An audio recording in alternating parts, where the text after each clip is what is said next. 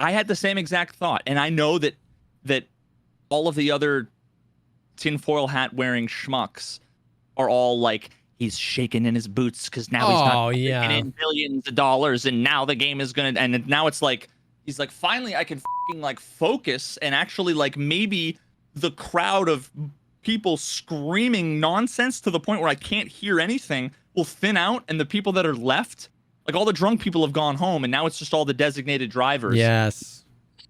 That are all sober, and I guess maybe everybody else took Ubers.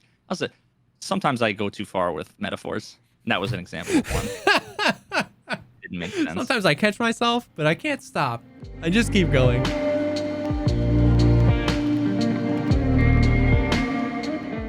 What's up, everybody? Welcome to the podcast, the show dedicated to talking about all the Pogcast things in life, like music, content creation, and video games. I'm one of your co-hosts, JesseKazam, an Escape from Tarkov YouTuber and content creator. And I'm Veritas. I'm going to just quickly come out right at the beginning of the episode and say the answer to the title of this question, or the answer to the question of the title of this podcast, which I'm already determining is going to be what it is. The answer is no, it's not. Correct. That is the correct answer. That's the TLDR. It's like if you only click on the podcast and watch for a minute before you click away, now you know. The answer is no. But before we get into that, how was vacation, my man? It was good. Good. Good. Spent a week out in Arizona, got a little burn. Now I'm in the peeling stage. Stayed at a couple of incredible houses, and yeah, just had a good time. How was it as a content creator to like take time off? You know what I mean? Like to not have to be sitting in your little man cave desk for a few days. It wasn't much different. I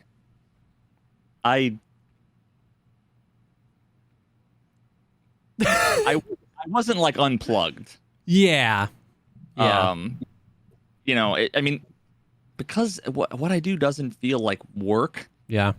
It wasn't like a working vacation, you know, but it was like there was one point in time where we went out on the one of the fucking rivers in like the, I don't know, this the Colorado River or whatever the hell river it is by the, Grand Canyon, and we did one of those like 3-hour, you sit in a tube with a tube next to you with a cooler and beers and fucking snacks, and you just float down a river for 3 hours and just drink. That's sick. Yeah, and we did that for maybe the first or the second day, and we started off at like 9:30 in the morning. It was already like 80 degrees. Yeah, it was just really, really fucking chill. But like right before then, that's when I got up early so that I was rushing. Because there was more people there. It was me and my wife and some more people, and I didn't want to be like the late guy. So I was like editing my thumbnail for Scav Guy and doing like, title and description and tags and like making sure I got it all right, because I was gonna be gone for 10 hours. Yep.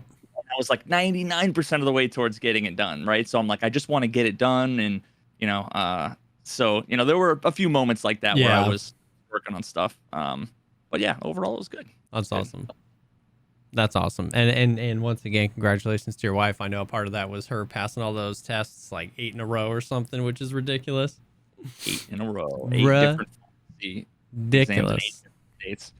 She like officially, she's like, I hate Kentucky, I hate Virginia, I hate. Oh, because those are all the states. All those states. Like, fuck, I hate all these. So.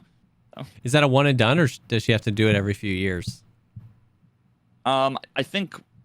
Usually you just have to do a few hours of like continuing ed. Oh yeah. Maintain it. It's the same for like real estate stuff. So I mean, if she like doesn't do like her 3 hours of continuing ed, yeah, she'll probably have to take a test again. Yeah. I'm sure she's not gonna fuck that up. So yeah, no. But other than that, I mean, how's Tarkov been feeling since you've been back? Shitty. Yeah. Shitty.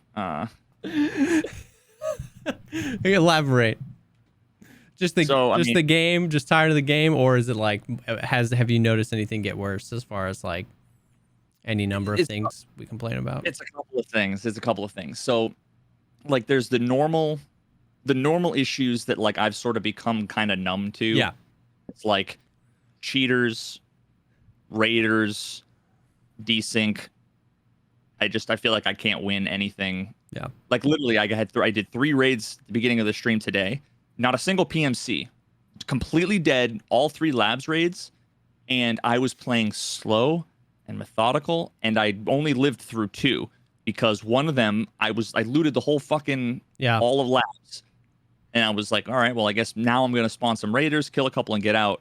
And then I hear some footsteps over there, and the raiders throws a grenade, and I literally run around the corner, open a door, into the door, and then the grenade kills me. Like as if they threw the grenade into the fucking room. Yeah. Like knowing you would go in there, like what am I supposed to do? Yeah. And, they're still dropping grenades when they die, and so I've just it's just they're busted. Which really sucks. So yeah, I just feel like it's complete roll of the dice. So there's that, which I said again, I'm kind of like numb to that. Yeah. But then you have something we'll get into a little bit later, about like the community, and the community these days, they seem to be, and maybe it's because New World just came out, like relaunched or whatever. Oh yeah, Now, like, a bunch of the other streamers, like Tarkov streamers, are playing other games. Yeah. So all the other, like all the degenerates from all the other Twitch chats are flooding into my Twitch chat and are just saying like they're new here, so they haven't heard me beat to death the whole I'm so sick of there being no anti-cheat. Like I can't fucking hear that again before I smash my head on my keyboard. Or all they need is more servers, and then it would fix desync. If they would just download more RAM, then the desync would go away. Yeah, I mean, if they would just you see I'm on a fucking raid with no PMCs, and there's no loot, no people, and it's still fucking laggy as hell. Yeah.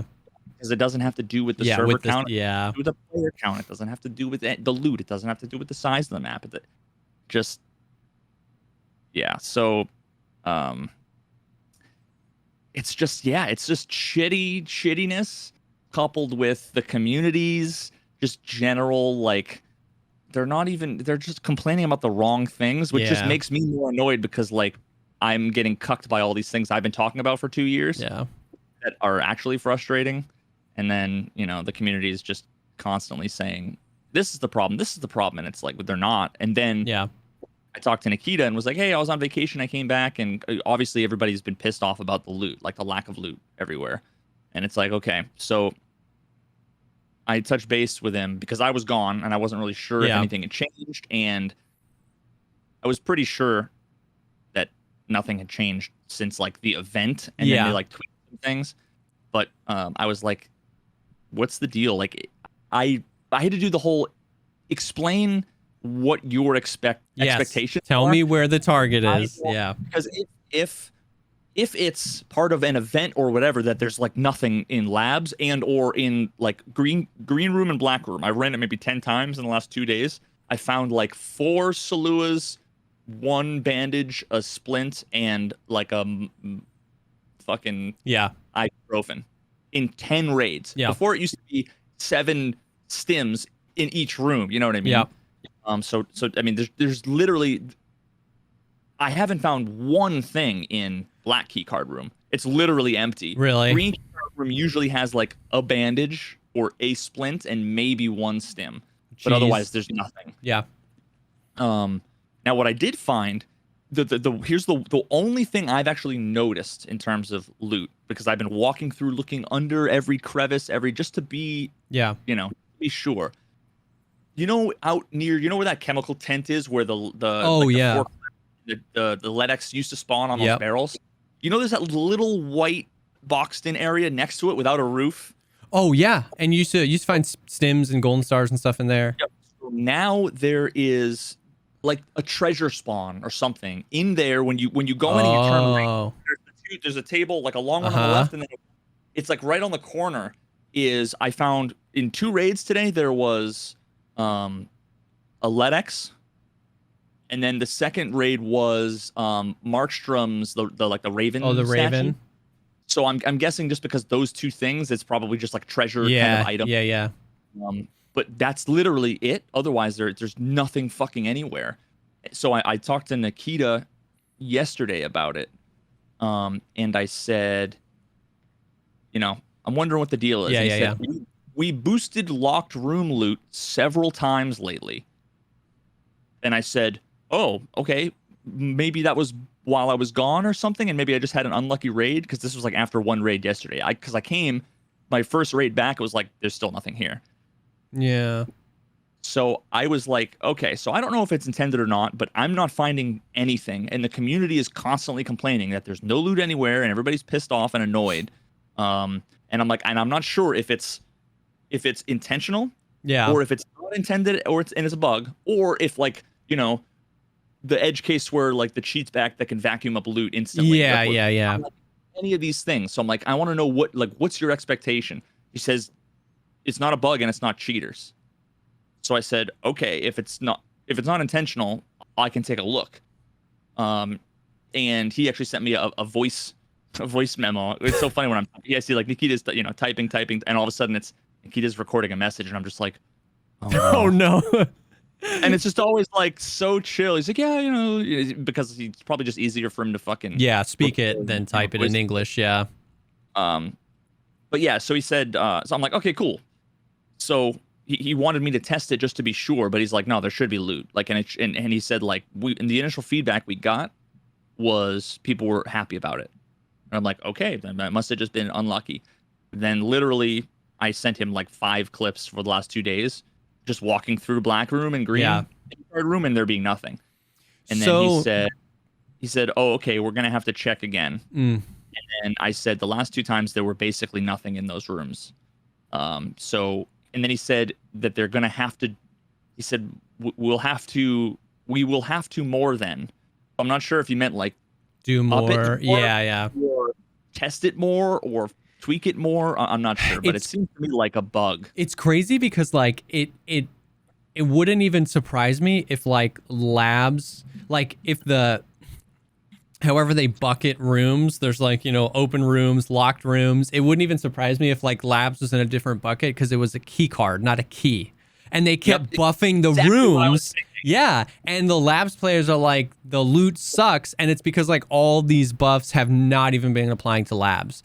Because I do labs so little. And I'm glad we brought this up because I didn't even put that as a bullet point. But this is a great discussion. Like the loot 2 weeks later, like let's talk about it. Because outside of labs, there's loot everywhere. Like, you know what I mean? Like running Shoreline, if you run Shoreline, you just hit the resort and you go locked rooms top to bottom. I haven't played Tarkov in like 3 days because I've been playing New World. But like up until those 3 days, like the locked rooms have been bunk, like nothing in there. But playing customs, playing woods, dude, so much loot. I'm finding quad nods, moonshines, sugars everywhere, Bitcoin rollers, like random spots on woods. You're like, there's just like a chair, like a lawn chair, and there's like a roller on it. And you're like, what is this? I'm finding like... Because I'd be willing to bet you that woods is probably like everything is the generic, just like open. Exactly. Area. There is no locked rooms on woods. So anything they do to buff static loot is gonna buff loot on woods more than labs, because labs is 70% locked rooms, 30% static loot, and woods is 99% static loot with 2 safes and the Sturman box. That's it. And Shoreline is all locked rooms. Effectively. Yeah. So like customs, which has a lot of static loot as well. There's a lot of locked rooms on customs. Customs is probably the most 50-50 because like resort is like locked rooms dorms is like locked rooms top to bottom, right. But then Fortress is loose loot galore and crack house. So you've got this really nice 50-50. So like I had been excited the past few days of me playing Tarkov, like over the weekend, at how much loot and money I was finding. Now it's not LEDXs, it's not ophthalmoscopes, it's not GPUs, but it's lions and vases and Bitcoins and rollers and moonshine and sugar and like a lot of that stuff. Like there's a few places on woods, man. The village, the sunken village where the cultists spawn, it's all busted down. You can go into some of those houses and in the middle of a bush will be a vase or a lion.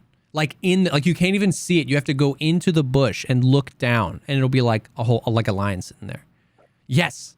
And then so I walked into one, I was like, there's a vase right here, dude. So I took the vase, and then my friend went in after me and was like, wait, where was it? I was like, it's in that bush. And then he walked through the bush that I looted the vase, and he was like, yo, there's a cat in the back corner. I had missed the cat. There's like loot everywhere. So the cool thing is, I mean, that makes sense, but also something to keep in mind, like lions and cats and those things were like historically, worth a ton. Yeah. Now they're not worth a whole lot, so it makes sense that their spawn rate would be buffed because it's like they're not worth 400K for a fucking lion. Exactly. But that's what I'm saying though. I'm okay with this. I'm okay with where we are temporarily, like, because we need LEDXs, right? Like, I have not found a LEDX since they made this change 2 weeks ago. Not one that I died and didn't get it found in raid. I have not seen one. I haven't seen an ophthalmoscope. So like, if you have quests that require these items, if you hideout upgrades that require these items, like, they gotta spawn, for the love of God. You know what I mean? Yep. So we've swung the pendulum a little far the other way, but personally, I like making more of my money from the 30 to 100,000 ruble stuff. You know what I mean? I feel like that feels, yes, bolts, not. Yeah, that feels more Tarkov. That feels more like the target than farming the 1 million ruble item on Shoreline over and over and over again. You can go into woods and you can find 5 or 6 200,000 ruble items, and then on your way in and out, you're picking up the bolts, which is 20,000 single slot. You're supplementing it with all these things. You walk out of there with 1 million rubles. You know what I mean? As opposed to just going Shoreline, farming it top to bottom, and just chucking everything that isn't a LEDX, a graphics cards, or an ophthalmoscope. So because think about I like that. If there's 10 people in a raid, 1 or 2 people are going to be the ones that unlock and loot everything. Yes. And if you're not one of those people that rushes in, you don't have a chance at getting anything, which is great because, like, if there's mid-tier value stuff everywhere in woods, then that means, first of all, not everybody's going to get filtered into one area and then die, and then there's one victor for the whole map, right? It's going to be a lot more people just going wherever at their own pace in a more of a random thing. So there'll be more random encounters. And then if you survive, and you like weren't blindfolded, you have found shit that is valuable. Exactly. And you're going to come out with it. And in worst case, if you die, well, at least you got like a non-found in raid roller and like a gold chain. Something you can sell for 40 to 50,000 to a vendor. Yeah. Yep. And because of that, I think people are catching on. Woods has been spicy. Like, me and Seal were playing the other day, and we had raids where between the two of us, we were dropping 7 PMCs, coming in with like mutants and AACPC rigs, like pulling a bunch of PvP loot out of there too. And it's fun. I mean, I've talked at length before about how I love that, like, Woods is the only map where a fight begins and doesn't always end in 7 seconds or less. You know what I mean? Yeah. Like, there was we saw that dude, this raid was insane, dude. We saw a 3-man of chonky dudes. We were sniping them, and we were like crazy trigger discipline. We were like waiting for the perfect spot, and then a different 2-man ran up on us, so we had to kill them. And then those guys heard us and started sniping at us, and we disengaged, and we were like, all right. I was like, what do we want to do? He's like, let's pull a massive flank on these guys and come around behind them. Like, let's go around Sniper Rock. They did the same thing, and we met on the other side of the map, on the other side of Sniper Rock, and fought in a completely different place. And we ended up killing them. And it was like, this was like a 10 or 11 minute fight with like supplementary fights in it. And it was just so sick. So the thing is though, is like, as we like weave into the community stuff, if there is some bug where like labs hasn't been touched and it's empty, but woods is like flourishing, but people hate woods, and then you got a bunch of people in the middle, well, you get crazy different opinions and crazy different feedback, even people who want to provide valuable feedback. If you're a labs main and you're like, all right, I really want to provide valuable feedback, that feedback is going to be like, Nikita, there is no loot. And if you're a woods main, you're going to be making more money than you've ever made before. And you're going to be like, dude, I love this, don't change it. And those are both right? Like, correct. If it's your opinion, it's your thoughts on what you're seeing. So it's hard if there is some sort of bug. I would love to ask Nikita, like, because they like moved the loot around, right? Like, I feel like they also like hardcore nerfed locked rooms to force people to move out. And I had been wanting to ask him. I've been telling people for a while. I was like, I don't know, Nikita, but like, my guess is they like moved the loot around, but then they really, really intentionally kicked locked rooms down. Like that first week, it was like, there's no way this can be locked room loot. There's nothing in here. Like, there's no way. And so to hear you say that he's been buffing him, yeah. Yeah, so that was the event, quote unquote, where I think what they were doing was and again, a lot of this is guessing. Yeah, of course. It out of Nikita, because usually I write a message and I get a response back like 3 hours later, and then usually I have like a bunch of other shit to say to him. Yeah. But like, what makes the most sense, and everybody has the narrative, right? Oh, yes. They had an event, and then and then they fixed it. And now everything's great, and there's mad stuff everywhere. And then half of the people are like, this jack shit, right? Just like you said. But then the other people, the problem is that there's like, these conversations always attract the same like opposing arguments, where it's like, I say there's nothing, and then half the people say, and whether it's me streaming it or whether it's someone in chat coming in and venting, half the people say, oh, you're just unlucky. It's been fine for me. Yep. Without specifying anything about, oh, well, it was woods, it was outside, it was locked.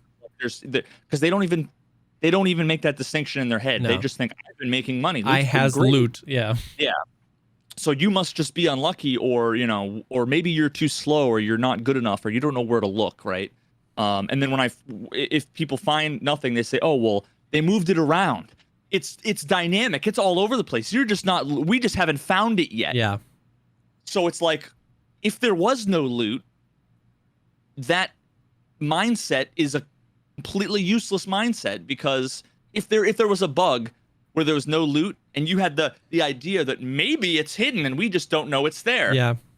Sure. Maybe there is a fucking 30-foot invisible, scentless, weightless flying dragon in my garage that lived there for an hour. And, maybe. I just can't see him. I can't measure him, but I mean, he's there. I bet you he's there. Yeah. You just got to figure out a way to, it's like, yeah. And then you have the other people that say, oh, well, that's intentional. There's not supposed to be loot anywhere, because now they're making it, much more hardcore and much more immersive. And now it's not about loot. It's about PvP. And it's like, everybody's just making shit up that matches their preconceived notion and their expectations and their experiences. I think that's the best way to describe it. And we have talked about how, like, the problem with everybody creating what they want Escape from Tarkov's final product to be.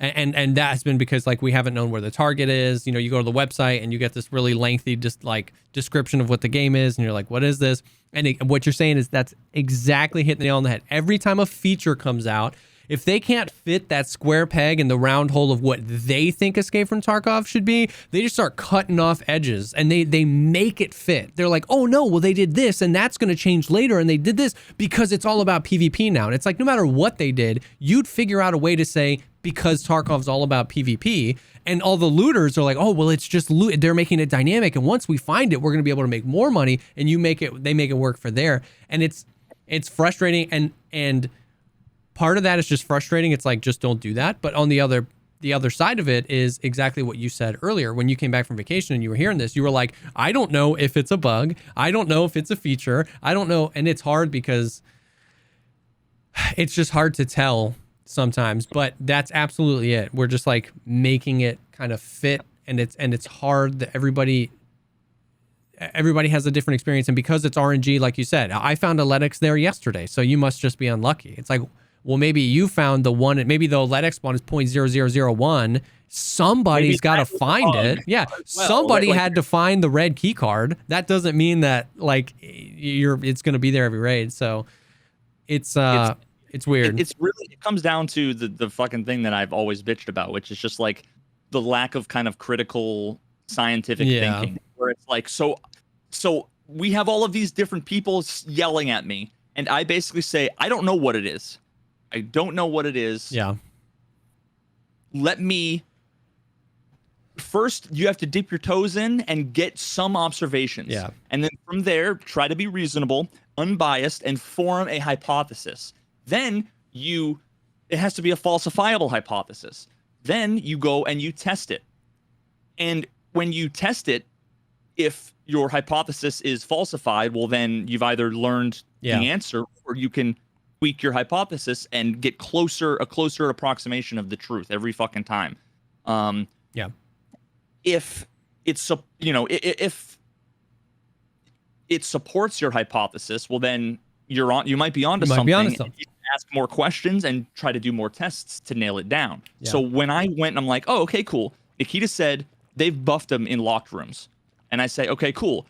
So I only have green keycard and black keycard for labs. I'm going to go into labs. I'm just going to see, what it's like.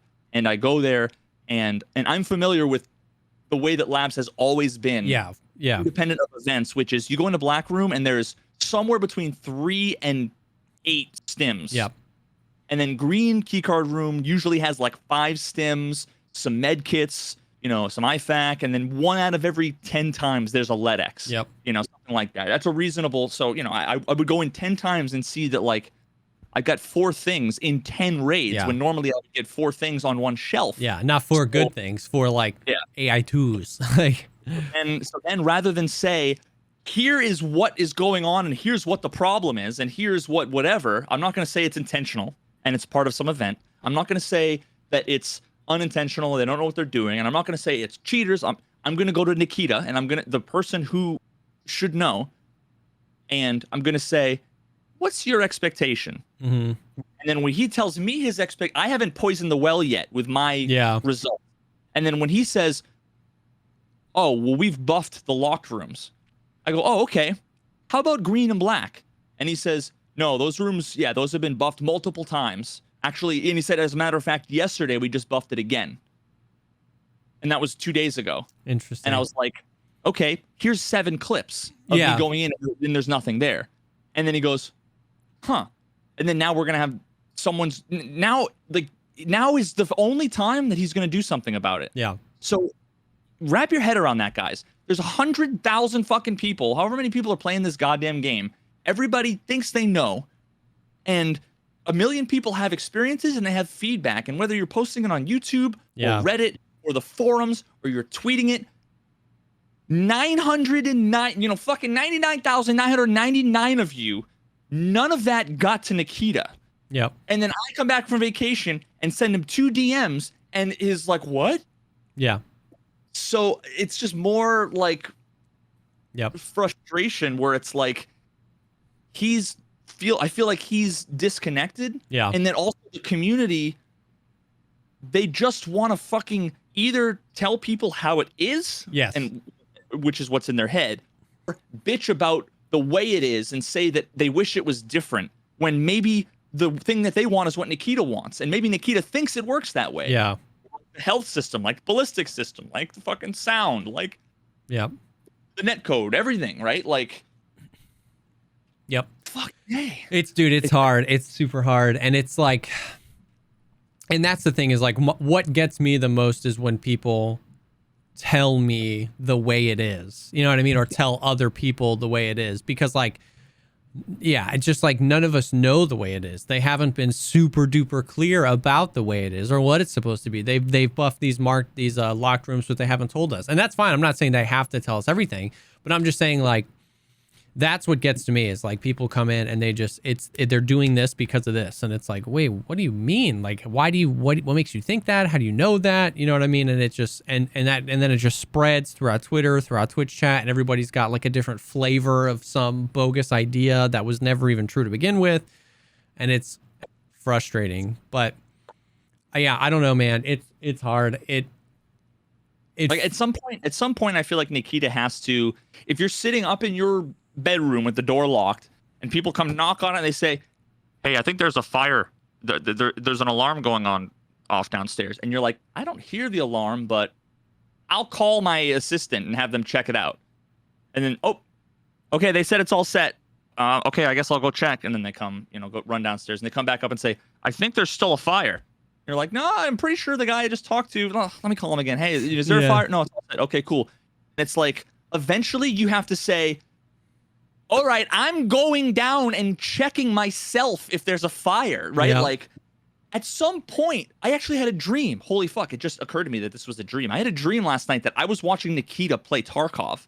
and like, and it was like a dream. It was a clusterfuck. but like I remember he was in reserve underground and he was like shooting scavs and they were like falling through the ground and the floor, and he was just like, but he was having like a good time. Everything was so fucked, and I was like, no, like even if he experiences it, he likes it. Doesn't play enough to know how much it sucks, because he's still like in the, oh god, you know, like the most scuffed thing can happen in your first raid and you're still gonna be like, oh that was amazing. 100%, 100%. So yeah, that was like a fucking nightmare I had last night. That is that is insane. It's the first ever Tarkov dream I've ever had, actually, and it was Nikita playing, not me. Wow, that's crazy. But yeah, I mean, it's weird, man. Like I definitely think that I now more than ever, I definitely think that something probably is fishy with labs, because like I have watched people play labs, like, you know what I mean? It's not just Twitter. I watch people play labs. I don't play labs really, but and it's pretty empty, and you were just playing and it's just like super empty as far as loot goes. But the other rooms, what I am excited to test out is like maybe now I'll run some Shoreline and go to those locked rooms and see if I can find, you know what I mean? Even a 1 in 10 or 1 in 20 LEDX would be better than how it's been. In 226, 222 and 226, nothing. Like nothing. Like maybe a T plug on the table. Yeah. Nothing in the box. Like in the past few days after he said they buffed the. Because what I've been doing, and this is kind of maybe a segue, might be hopping over to something I just wrote, but I just finished, and this is the first time this entire wipe I cheesed a quest, but there was no way for me to fucking do it. Was capturing outposts. Oh, that's the one where you have to kill the PMCs in the 3 different locations. You have to kill 15 PMCs. Yeah. In the fortress, which that wasn't hard. 15 PMCs in the like the Emercom medical fucking camp or whatever in Wood. Yep. And 15 PMCs at Pier and Shoreline. But note that road leading up to Pier, like only like 1/8 of that road counts. It's like when you hit the car, I don't know where the fucking line is. But I literally would choose every single server. I would go in, I would run across the map, get to Pier in Shoreline, and I brought a second gun in. I would just go bang, bang, bang, bang, chuck a grenade, wait 30 seconds. Bang, bang, bang, bang, chuck a grenade. Wait. I'd wait there for 30 minutes, nothing would happen. Then I'm like, okay, fine. I'd go run to the fucking dock. Yep. The dock has been like, I feel like since I asked Nikita about that, now I feel like he's like, nah, fuck it, shut it off. Because it hasn't been. Oh no. It used to be on always, but without any indication. Yep. And now the last 7 times I've gone, it's not working. Yikes. So yeah, I literally just had to be like, I'm going on Washington, D.C. servers, and I'm going to go to Pier. It would be so really awesome if just people fucking ran directly to me, and I got 15 kills in like 2 raids, and it was like, okay, I'm fucking done. Because in a month, I was only able to get 3 kills at Pier. And then it also took me another month of going to Woods and just being an idiot. So I've talked to Nikita about wanting to fix that. It sucks so bad because you don't have any control over it. And if you're there, you're on like everywhere you are, these like little island locations, right? You're on the Pier. It's like there's one way in, one way out. Where you're in Woods, it's like totally open, surrounded. You can't like sit on like the sniping outpost and like look out for people because you need them to come. So you need to like lure them in, but in a way that makes it so that they don't think anybody's there, because you need them to come inside the walls before you can fight. So you can't even be there and shoot out. If you're outside and you shoot in, there's like no good vantage points. Yep. So it's just fucking terrible. But there was a bunch of days where I was like, there's fucking nobody here, nothing happening, and I would run all the way up, and all of Resort would be locked, and I'd open all the rooms. Yeah. I don't know, man. Except when I would open up, like, you know how if you go in 310, there were like the duffel bag had a higher percentage chance to get like a golden chain or something. It's like, because that's different than like the room. The room it is, yep. So, I mean, that's another piece of evidence that like fits into the theory that I think you said well, and is exactly what I was thinking. That what they did was, I'm guessing they changed the whole looting system, whole underlying implementation to be like this new thing. That they probably were like, we're going to change it to this thing, and the first thing we're going to do, we're not going to change it and like change the system and make sure that the end result is that nothing's changed. Yeah. Because if you're going to like rewrite something, a great way to test it if you implemented it correctly is to completely rewrite something from the ground up, and then have given an input, you have the same exact output. Oh, yeah, like, yeah. Right? Like if I go to 310 and it's the same shit that I would have expected before, okay, well then our new system, it works. So now that we can start tweaking the dials. So what they did is they had a new system and turned all the dials. Yeah. So it's like, how do you know? Yeah. And like we were saying, it feels like they forgot that they tagged things certain ways. Like, you know what I mean? Like Woods loot is crazy, but Labs loot is nothing, even though they said buffed to locked rooms and all this weird. And because of that, like, you know what I mean? I'm very, like, I'm normally very, you know, we're not entitled to hear everything. They can make changes all the time. But I do kind of wish, like, you know, we say all the time, like, the game is in beta. Like, I wish that they would tweet out or put on the launcher, like, we made adjustments to loot, you know what I mean? Provide feedback. If they say there's a 10% chance of spawning a Bitcoin in this bag, then 1,000 people can all make the supercut video of them going in, and we can actually run the numbers. Exactly. And it doesn't have to be super scientific on like, but yeah, like that. Like they said that they've buffed locked room loot multiple times. Like, who's noticed that?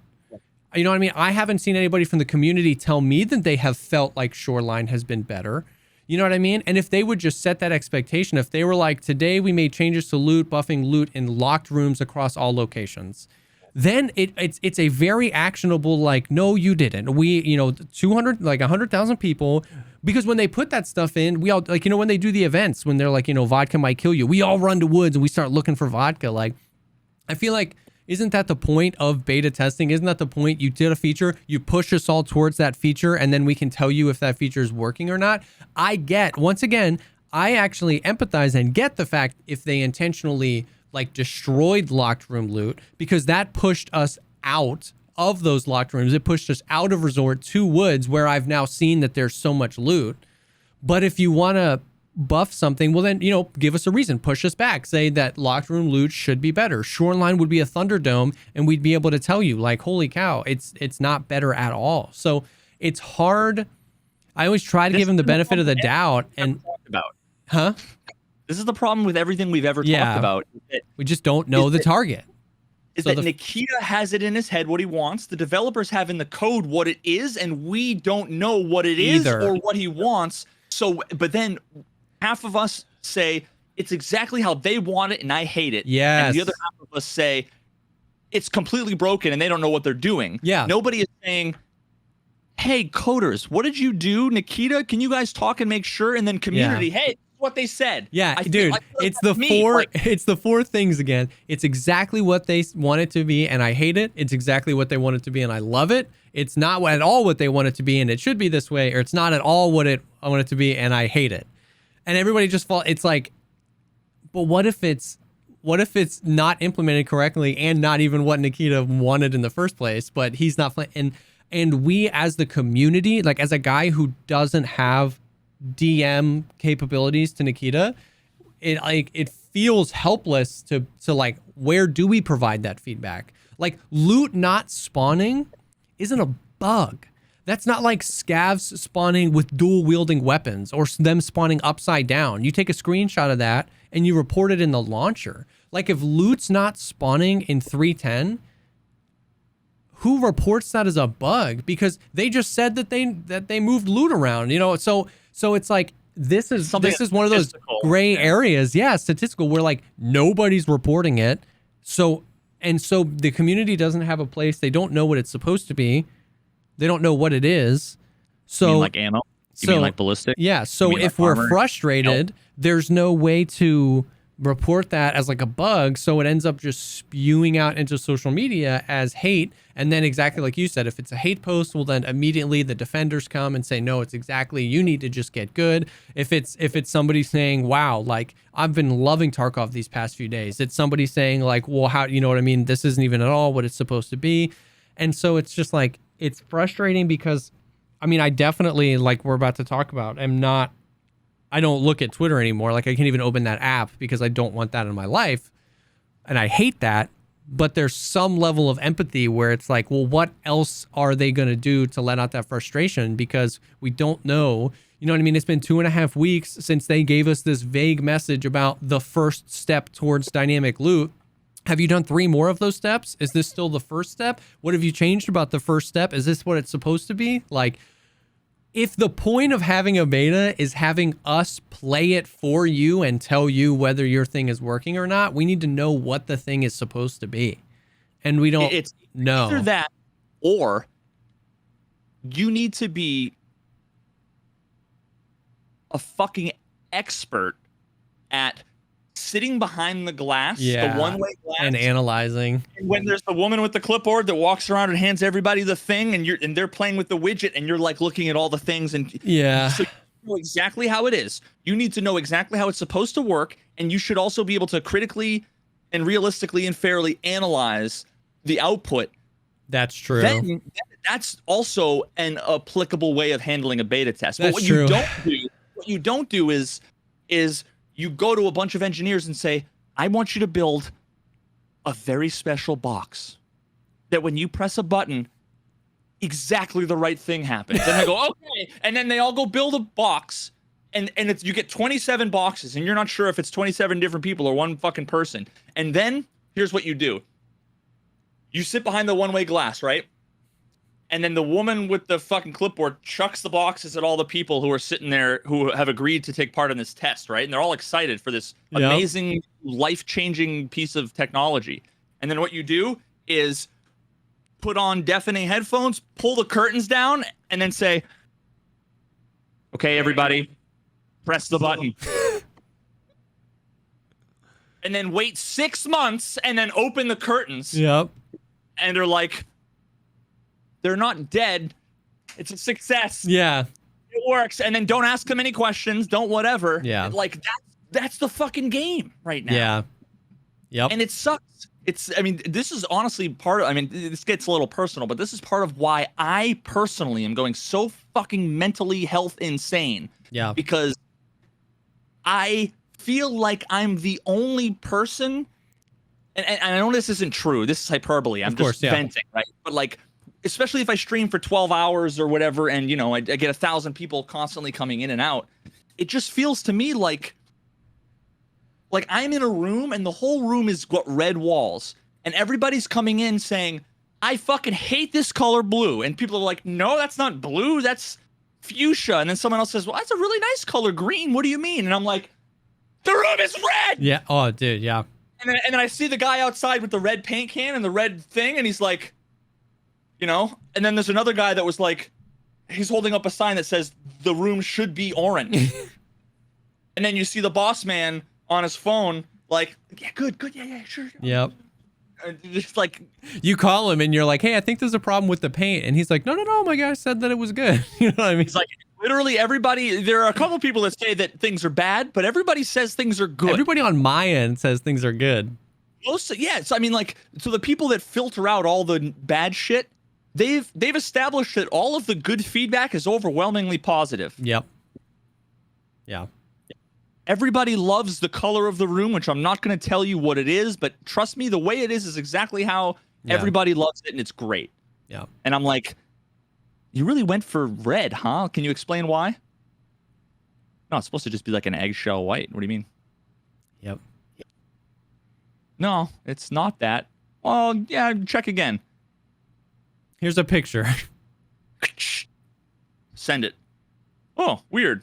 I guess we'll look into it. And then the next day, everything's fixed. Yeah. And it's like, what the fuck was I just doing here for the last 6 months or a year or Normally what I'm doing is what everybody else is doing, and just fucking whining and complaining and forgetting that it's going nowhere. Yeah.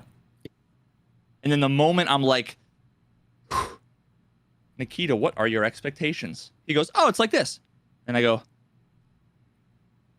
it's not. And he says, are you sure? And I'm like, here's my proof. And he says, okay, we'll fix it.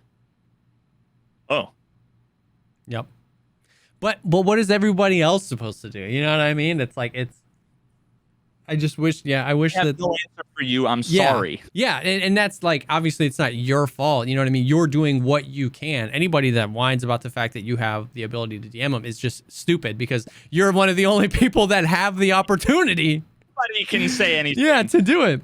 But that's the thing, is like, I wish it, you know what I mean? And what happens is it's been a spiral of that for like 18 months since the drops event and the game got really popular. I'm almost scared, like the worst part of me thinks I'm almost scared that if they started doing it right, it's too far gone and everybody's in the whirlpool of whining. But that aside, I just wish that they would give us, it's like, yeah, if they're not going to be really good about analyzing it on the back end, then give us the ability to provide feedback. And we can't, they, you know what I mean? They just say, report the bugs. Like, we cannot provide feedback on the loot event unless we know why, like what the expectation is. And no matter what you think, you don't know what the expectation is. If you're listening to this, like, just because in 2016, he said, we want the economy to be alive and dynamic, that doesn't mean you know the % chance that they want Ledexes to spawn in the world. So, you know what I mean? Did you see the Russian tweet that was translated? That was some lore-filled message from Peacekeeper to Fence about, I mean, if you look at the number of vowels, it's pretty clear in the message. Yeah, oh my, dude. That this is all exactly how it's meant to be. Yeah. So it's like, unless we know, then we can't provide feedback. We can only say if we like or dislike it, and that's so subjective. It's valid. If they make a change and you hate it, that is like A-okay, but that's not feedback. You know what I mean? And so, and we just don't have the ability, like I, as somebody who has spoken with the man, spoken with Nikita a few times, like I play the game a lot, I'm a streamer, I do this for a living. I have no way, you know what I mean? Like I can't provide feedback because I don't know what the expectation is. And so that's different than bugs. We've talked about that a lot, that like report bugs when you see raiders, 360 backflip nade you from across the map, like grab that and report it. You know what I mean? But like, is the game going in the right direction? I don't know, because I don't know what direction we're going and I don't know what direction you want to go. I'm blindfolded in the trunk and you've asked me, are we going the right way? And I'm like, I don't know what way we're going and I don't know where you want to go. So how can I answer that question? I'm blindfolded. Like, we don't know where we're going and I don't know where you want to go. Yeah. And I don't know where you want to go. Yeah. And I don't know what direction we are going. Because if you're like, hey, are we going the right way? You're in the trunk blindfolded and the guy in the back seat who is also blind is saying, we're not going the right way. Yeah. And I'm like, I can't. Yeah. I can't. Because I can't. That is like, I can't fucking help you, man. Yeah. Unless I know the fucking heading and the destination, yes, and where you want to go and where they want to go. And because even if you said, are we going the right way? We're going south. Well, where do you want to be going? Do you want to go to the North Pole? Because then no, you're not going the right way. So we have like so many layers of no information. We don't know what Nikita wants it to be, and we don't know if what's in the game is doing that. So we are just blindfold in the trunk, careening down the highway at 70 miles an hour. And everybody else in the trunk is like, this sucks. No, this is great, man. This is going to be a great surprise when we get there. And it's like, no, the problem is that Nikita wants, he has the route in his head for this massive direction. Right? Yeah. And step number 917 is go north. Yeah. And that's where he's at in his head. And someone's like, hey, the compass says we're going north. And someone else says, you're holding the compass upside down, man. And then the other guy says, that's not a compass, that's a thermometer. And then the other guy says, well, this other compass is telling me that we're going south. And then someone else says, we're on fucking Mars, dude. Yep. And then it's like, but all Nikita heard was the first guy said north, and then a bunch of people bitching at each other. Yeah. Nah. He's like, I just don't want to fucking hear it. Like, we're going north. We're going north. And sometimes we are, and sometimes we aren't. Yeah. At the end results, sometimes when he goes and looks, and he's like, I'm gonna go check. Oh, why is everybody complaining? Yeah. It's fine. And enough times that's happened, so now he's like, I just don't fucking believe anybody. Yeah. It seems like I'm just gonna believe the engineers and Veritas when he bugs me 17 million times. Yeah. Yeah. So it makes the playing experience hard, especially when we've got people asking us questions, because like I don't even know how to answer the question, and I don't know how to give an opinion on what I think because I don't know. Like, you know what I mean? Like I don't know the answer to your question, and I don't know my opinion on what that answer would be because I can't. All I know is that sometimes when I play the game, I'm having fun. You know what I mean? Like, and sometimes I'm not. And that's all I can tell you. Like, the answer to every question is right now I'm not having fun, or right now I am having fun, because that's all I can say confidently. You know what I mean? I mean, every question we get these days in Tarkov is the equivalent of, have you stopped being a racist serial killer since you got out of jail for murdering the president? Yes or no? Yes or no? Does your dad know you killed that guy? No. Yes. No, what? No. Like exactly. It's. I'm like, I don't even know where to fucking begin because there's 6 premises. Yeah. 3 of which are wrong. One of them is based on a misconception, and it's always so. 13 people, and you're not a serial killer until it's 14. So. And it's always like, not always, of course. But what gets me is when people speak with such authority and like finality around like not even kind of subjective things, the most subjective things. Like somebody came in and they were like, this game sucks now. BSG made it impossible for casual players to have fun. And I said, I read his message and I said, I was like, that is very not true. And then he said, actually it is. And then a different guy said, no. Another guy came in and said, actually, that is true. And then the original guy came in and said, no, that's a fact. And I was like, wait a minute. So you're saying that Battlestate Games intentionally implemented changes that made it impossible for casual players to have fun. So who defines what fun is? Who defines what a casual player is? Who defines what impossible is? Like, you know what I mean? Like, since when can they successfully fucking do anything they want to do? Exactly. And so somebody in my chat was like, I only play this game like 5 or 10 hours a week and I've been having a blast. And I was like, that guy's message invalidated half of what you said. Because impossible means impossible. He's just one person, dude. But you said impossible.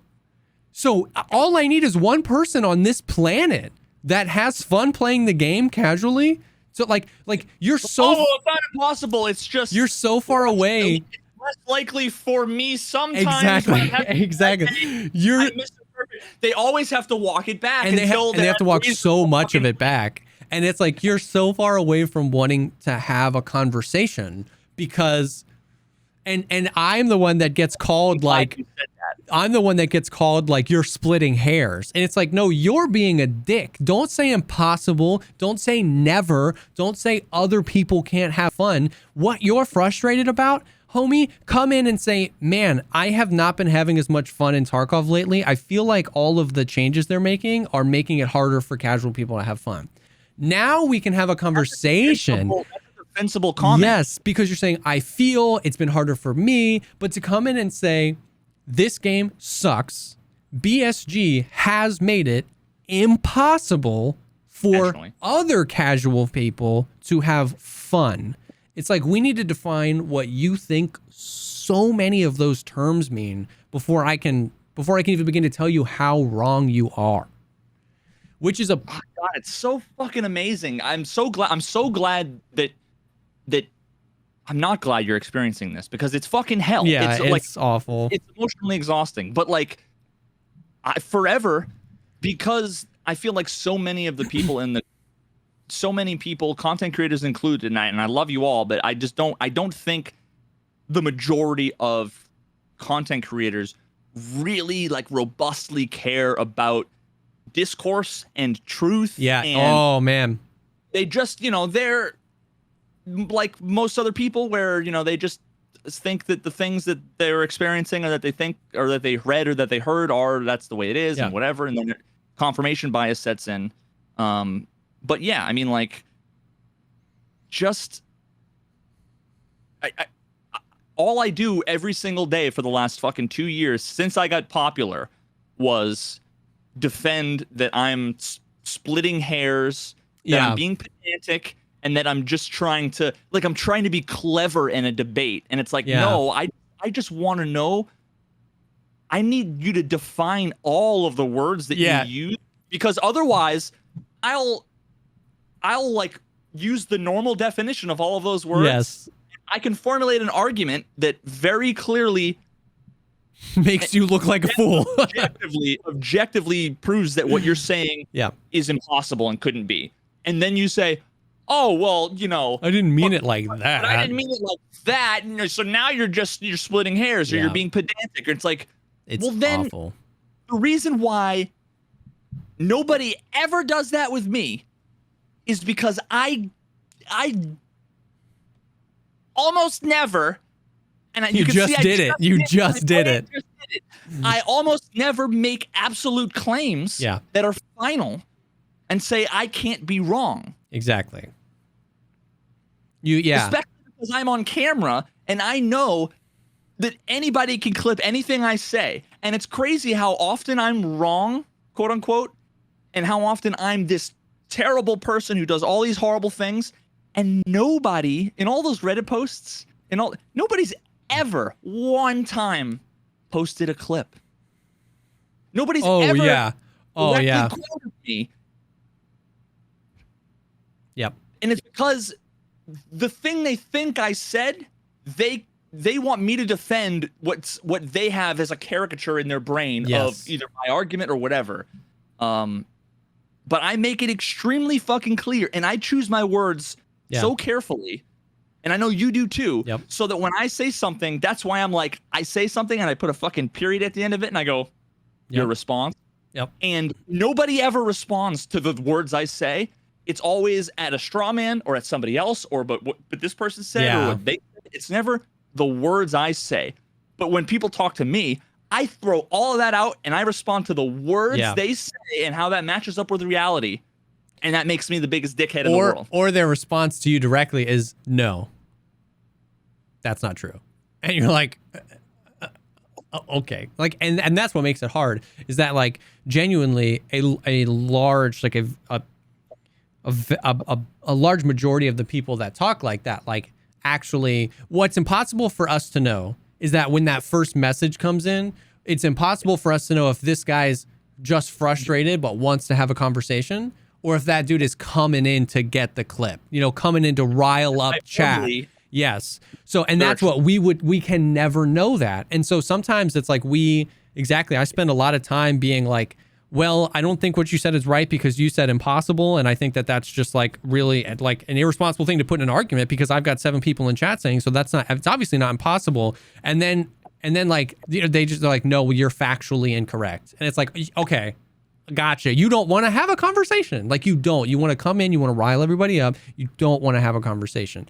And so, but I didn't know that. If I had known that when you typed in your first message, I would have deleted the message and just moved on with my life and saved myself that breath of constructing an actual real argument. You know what I mean? And so it's dude, I wish we could discourse.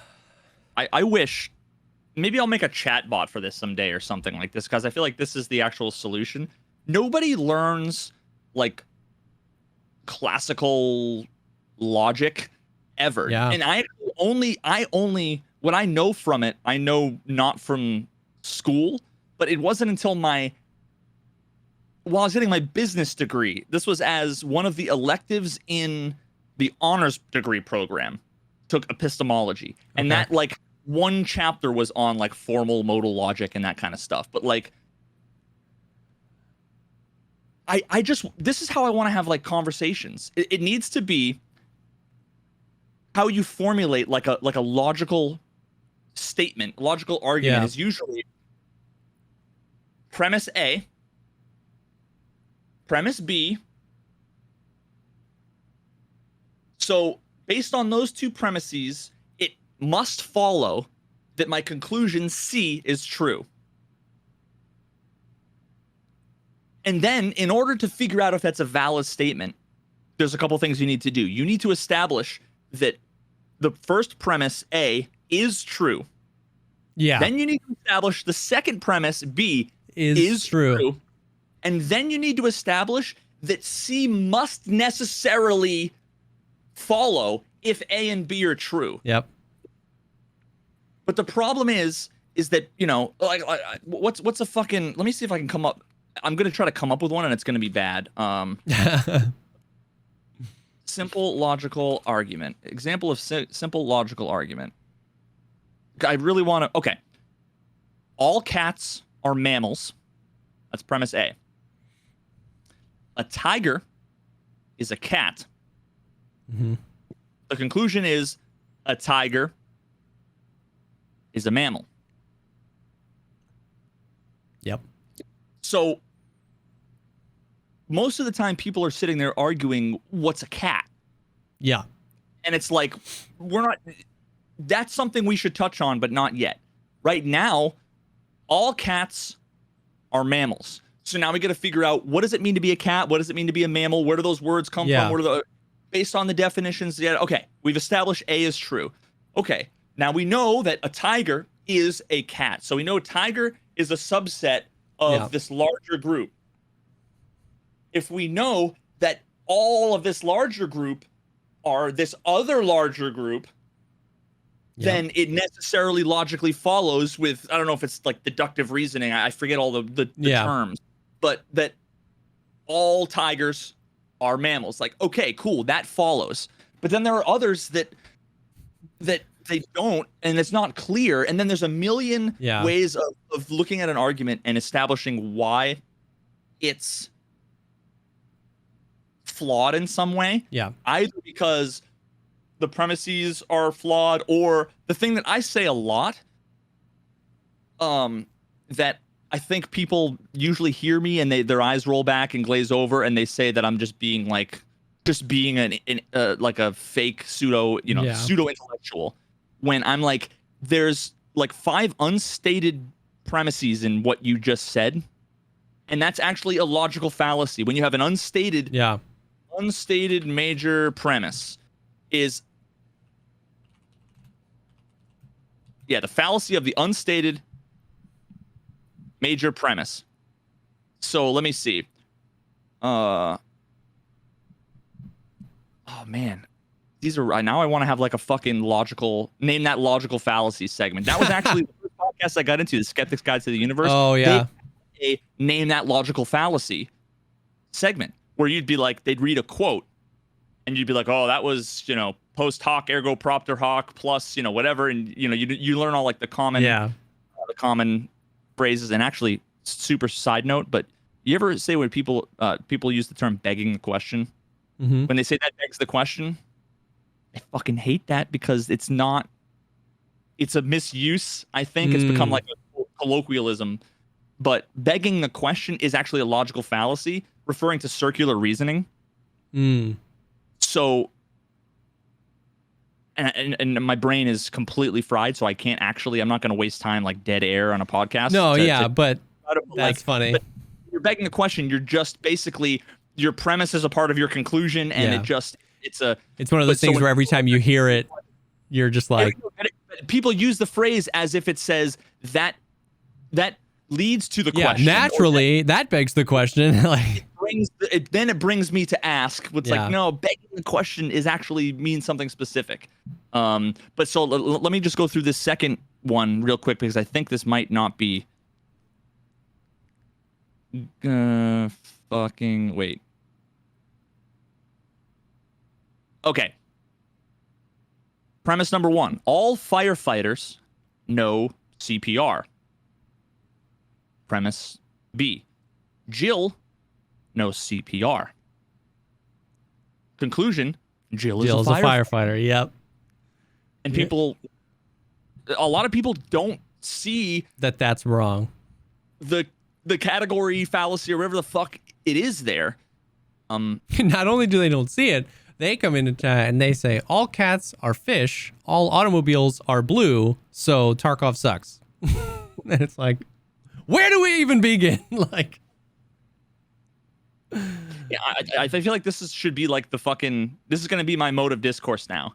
It's going to be, okay, make your statement, tell me what your premises are, and formulate a conclusion based on those premises. Because then, if they actually care enough to have the discussion, they're going to take the time and say, here's my first premise, here's A, here's my second premise is B, and here's my conclusion. And then I can actually look at that and say, even if, and this is my favorite way of throwing out the vast majority of arguments from Twitch chat, is, all apples are fruit, all, Hondas are made by Honda, therefore I'm the coolest person in the world.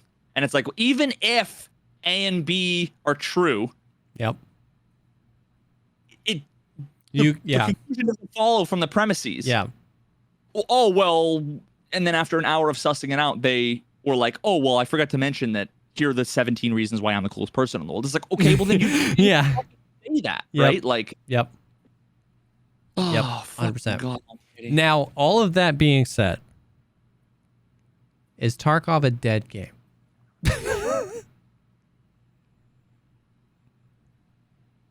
Because Twitter told me, I mean, here we are. We have arrived once again.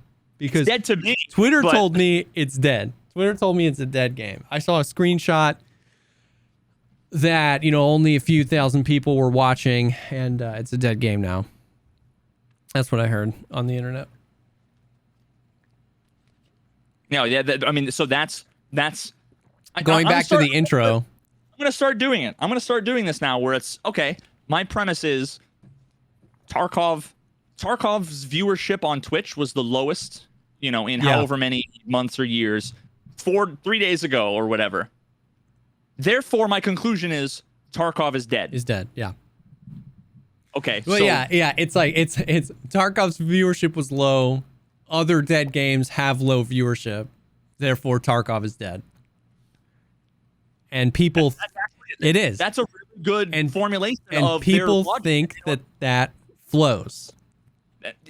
It follows. Yeah. And that's the whole fucking Jill is a firefighter, right? Like, it's the same. Yes. Kind of fallacy, and it could be. Yeah. Yes. And in the Jill is the firefighter thing, the reason that's wrong is because you're ignoring every other reason on planet Earth Jill could know CPR. It's all firefighters know CPRs. Jill knows CPR. Jill must be a firefighter. You can't support. Exactly. Not to mention that the first premise was the viewership is low, therefore it's dead. But okay, so then your unstated premise is that the success of the game is directly linked to the viewership on Twitch. Imagine if every person in the so let's just say you want to accept that. Let's say you want to accept that viewership is the main criteria for success. And I would say, okay, now let's accept that premise is true. Let's accept that premise is true. Now let's make here's what we can do. If we take that premise out of your argument and I insert it into a new argument, and then we can agree on another premise, then this is where we have a discussion. So, okay, let's assume that viewership is the most important thing. Twitch viewership is the most important thing. Okay, well, so premise A is that Twitch viewership is the most important thing. Let me say my premise B is a hypothetical. Every single person loves the game so much that they cannot stop playing it and only playing it. And have no time to watch it because they're just playing it. Premise C, would need to follow that if everybody loves it so much, I mean, we've literally defined it into existence, but if it, and it's not, that can be true, and it doesn't disagree with the premise that we, for the sake of discussion. So then now, would you say that if every person on planet Earth was playing the game constantly so much that they could not do anything else, would you define that as a dead game? Well, no. So then we've just established that the conclusion doesn't follow from the premises, even if there's two premises, yep. and one of them we defined to be true, like de facto. Yeah. So that demonstrates that the first one, which is that viewership is what matters, is wrong. Yeah. Yep. And dude, it's. Oh, what is this epistemology class? I come in here. I'd rather watch insert streamer here because he just clicks heads, and this guy just wants to fucking argue. Yep. Like, fine, go, please. Yeah. So like that's been the Twitter drama this week, and it's like, and it feels like this weird. It feels like this weird mix of like, and I am definitely not calling anybody. You don't read Twitter, huh? I thought you said you don't read Twitter. Well, I have, yeah, I try to not, but then I do, and then it makes me sad, and then I stop. Why did you? I read Twitter much less than I did because every time I open it, this is why. Well, now what you said makes sense. Before what you said was just a lie. Okay. Yeah. And words matter. Okay. Well, I am a liar. Hyperbole is never allowed. Identity theft is not a joke, Jim. Anyways. And it just feels like this weird mixture of like, I don't know. I almost don't even want to say it because if I say something, then everybody's going to think that I'm saying it about their friend, and they're all going to think that I hate everybody. So I won't even say it. But like, it just feels bad because it feels like context is being ignored, and it's an easy tweet to get engagement. You know what I mean? Like, just that Tarkov is dead, and it's just great. Like I bet Nikita is freaking happy New World came out. I bet he's happy that the servers are there's less people playing, there's less people watching, and he can just freaking work on the game. You know what I mean? Like I bet that's good to him. I had the same exact thought, and I know that all of the other tinfoil hat wearing schmucks are all like, he's shaking in his boots because now he's not in billions of dollars, and now the game is gonna. And now it's like he's like, finally, I can fucking like focus, and actually like maybe the crowd of people screaming nonsense to the point where I can't hear anything will thin out, and the people that are left, like all the drunk people, have gone home, and now it's just all the designated drivers. Yes. That are all sober, and I guess maybe everybody else took Ubers. Sometimes I go too far with metaphors. That was an example of one. Didn't make sense. Sometimes I catch myself, but I can't stop. I just keep going. Yeah, I mean it's for sure. It's like, but you know what's crazy though is that it's once again, as always is true with the internet, it's a lose-lose scenario. If I'm playing Tarkov, it's Tarkov is dead. You're just hanging on for the money. If I'm playing New World, it's why are all of the Tarkov streamers playing New World? For God's sake, I'm so tired of seeing this game. I want to watch some Tarkov. You all must be getting some big fat fucking paycheck from Pharma. No, wait, sorry. I mean, big gaming. It's like, excuse me? Like, first of all, shut up. I don't play for you. Second of all, it's such a lose-lose. It's like, you just can't win. It's like, we've forgotten, dude. It's like, this feels like a weird side effect of this whole Twitch and YouTube generation. It's like we've forgotten that like video games are supposed to be just fun and enjoying yourself. You know what I mean? And I know, Tarkov's not supposed to be fun. Like, shut up. I almost hate that I made that meme. No, but like, I feel like that's a thing that it is. It's supposed to be fun. Yes. Like when you get up, you're like, that was a good experience. And Tarkov is unique because it's good because it's stressful. Whereas New World, I can just cut trees down all night and get my logging skill up, and that can both be fun. But when I get up and when I go sit on my couch, I go, I had fun. And we forget. It's like, it's so meta now. It's like, oh, you're probably getting paid to do this. Oh, you're not doing that because you're getting paid to be here. Oh, the viewership, like the concept that viewership dictates if a game is dead or not. Not concurrent players, but viewership is such a new thing in the past few years. Like, this industry we're in was a nothing 7-8 years ago, you know, when it was just in TV. And you played a video game, and if you were the only person in the world playing that video game, if you had fun, you got up and you were like, oh, that was great. You know what I mean? You would play with your friends. And so it's like, we forget that everything is so meta. Everything is so meh. And it's like, why is everybody playing New World? Because it's a new video game. Like, you know what I mean? It's like, if you're playing, you know, Madden 2012, and like, don't get pissed that everybody's playing Madden 2022. It's the new one. It's a new video game made by a giant publisher, a video game aimed at a giant subset of nerds that plays video games. That's it. I don't have to be getting paid to do it. I don't have to be playing New World because Tarkov sucks.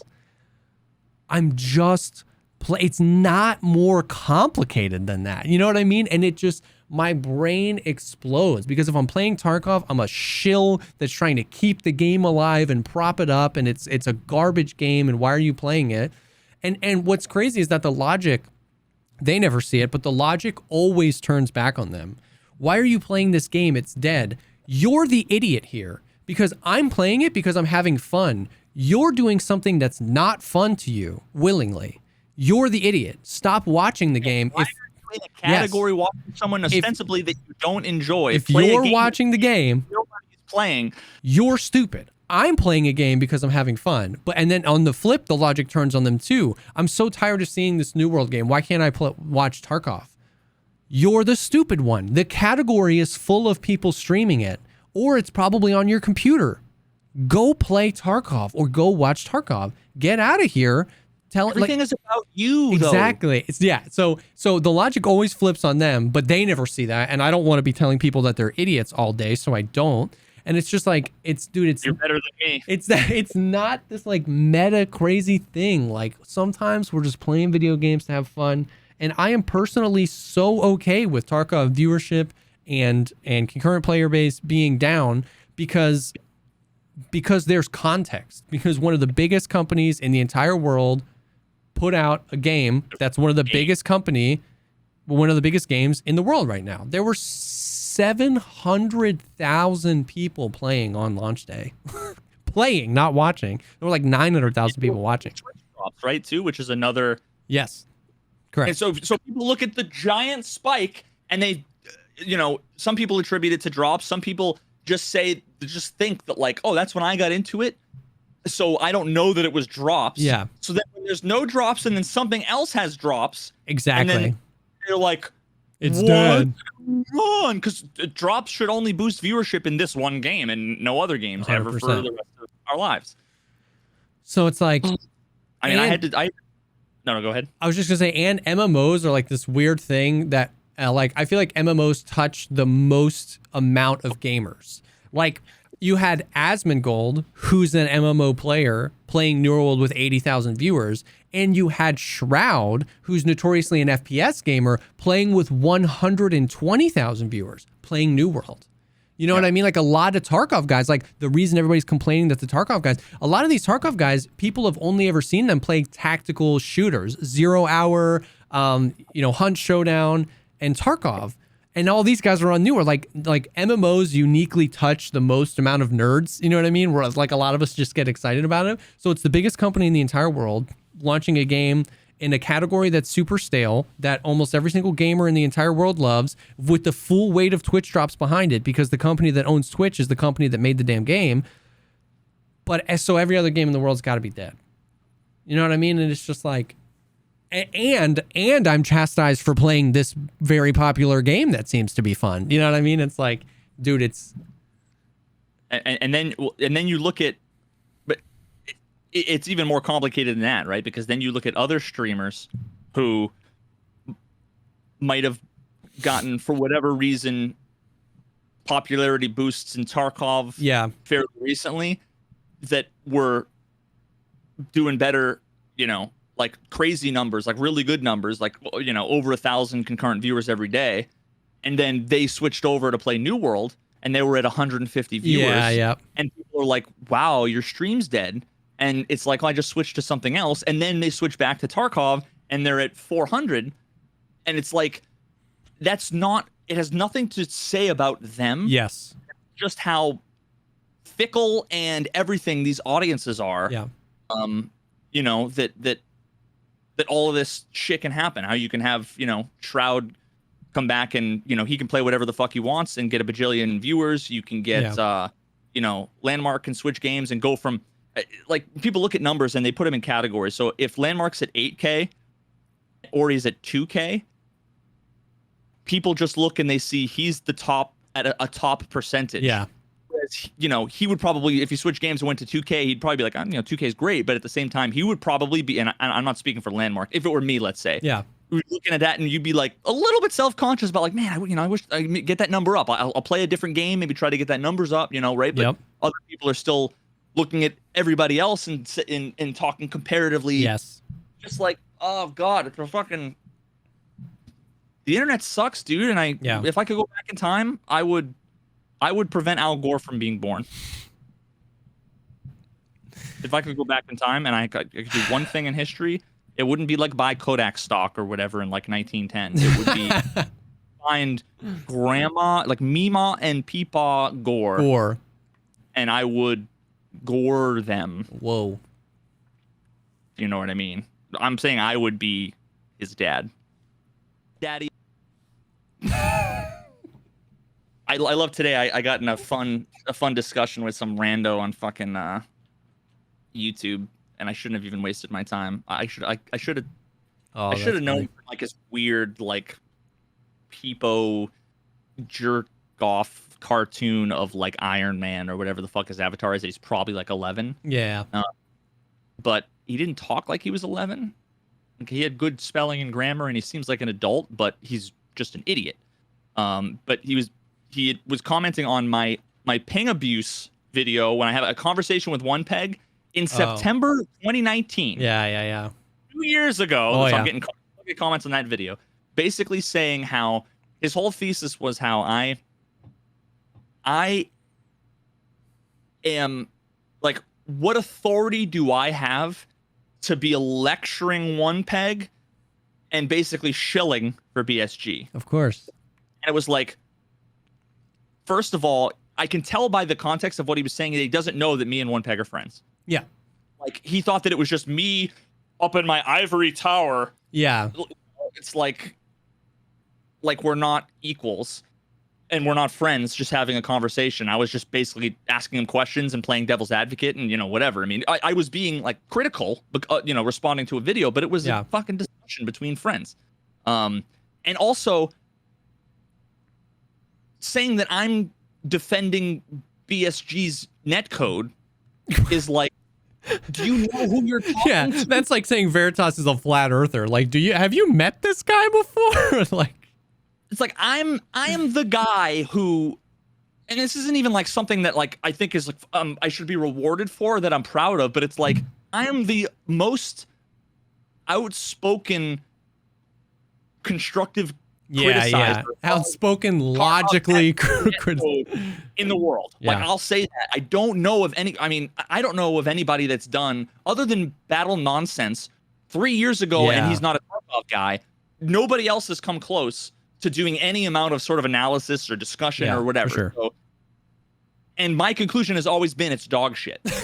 So to think that I'm shilling for BSG, like, did you even watch the fucking hour video or not? Because the whole thing was basically, the whole point of it was I was saying that I found that when he was talking about ping abuse, using that term by saying like this streamer is a ping abuser. Yeah.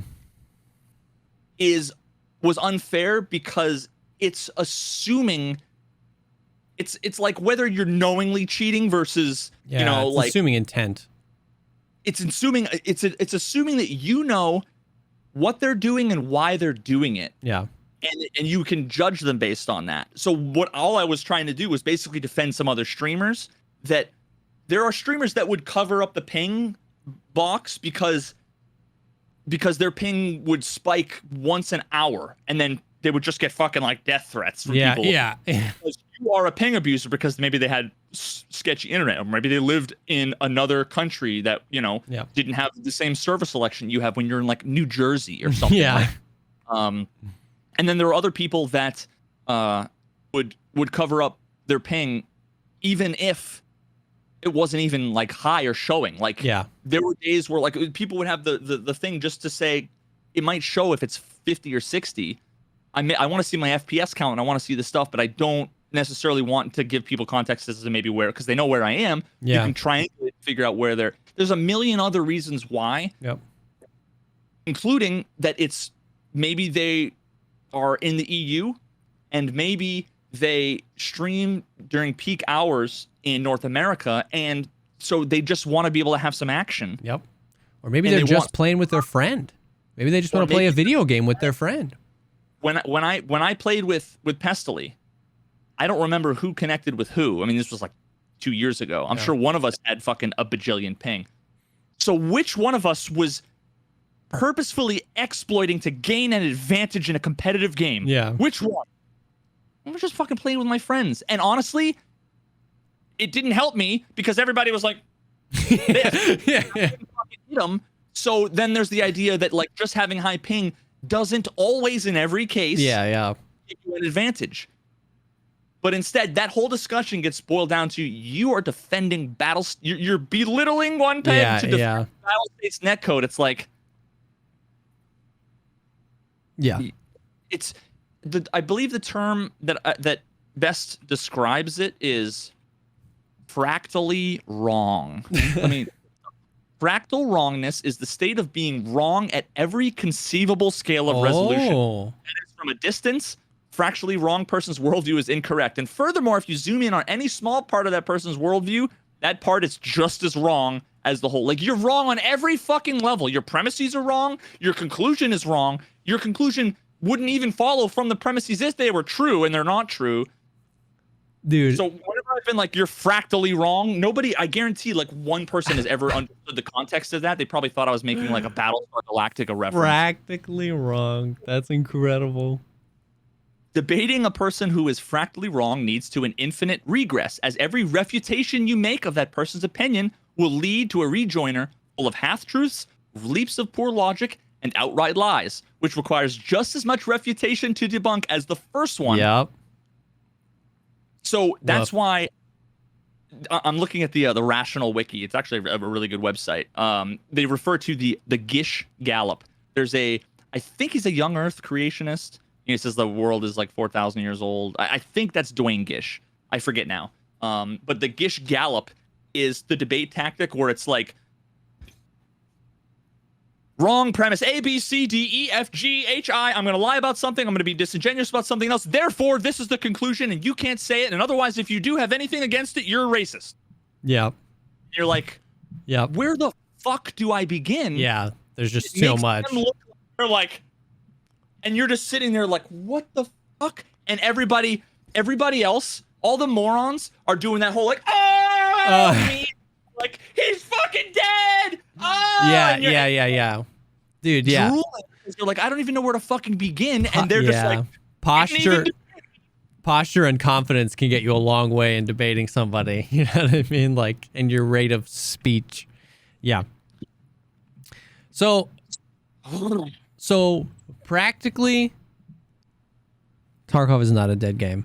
I believe, like, I don't know, man. It's just they're working on a bunch of stuff, and believe me that I'm not a shill for them in the sense that, like, I'm not saying that like, oh, the timeline is going to be perfect and every single feature that they've said that's coming to the game is coming to the game. But it's like, the reality is it's just like when, you know, you talk to somebody on one day and they're like, well, yeah, it's in beta. And then you talk to somebody the next day and they're like, well, it's a dead game. And it's like, well, is it in beta and are they working on it, or is it a dead game? You know what I mean? I don't know. So it's like, that's another logical fallacy. That's a false dichotomy. 100%. Maybe it's C or D or E or F or G. Yeah, exactly.